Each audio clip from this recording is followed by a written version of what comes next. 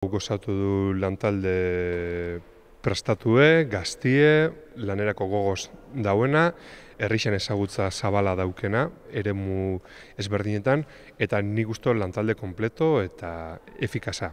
Hitz horiekin laburbildu du EH Bilduko alkate gaieneko Barberenak udal hauteskundeetara berarekin batera joango diren hautetxien zerrendaren perfila.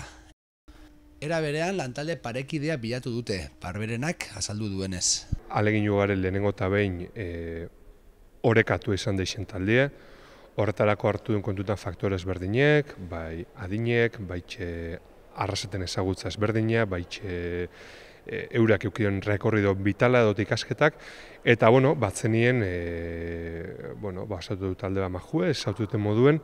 Jendeari proposamenak luzatzerako orduan Barberenak argitu du familia edo lana eta udaleko jarduna bateratzeko arazoekin topo egin dutela.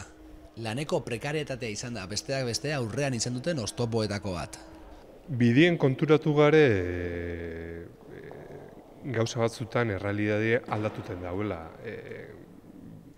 Egon gare jende askokin eta ohartu gare baitxe laneko prekariedadiek gurasotasunak eta beste bat faktorek askotan oztopu osatzen dauela apurate zinegotzi lantaldien sartzeko, hautagai lantaldien esan daueto, eta bai, horrek utzi euskupara eta osnarketa politxe.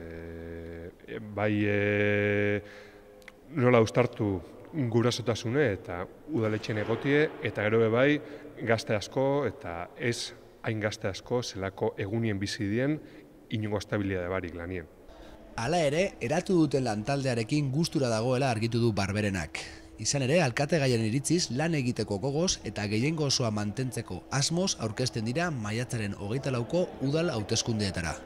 Gur aurkezten gare lanerako, arrasaten martxan jartzeko eta zentzu hortan gure jardunak norabide hortan fango die.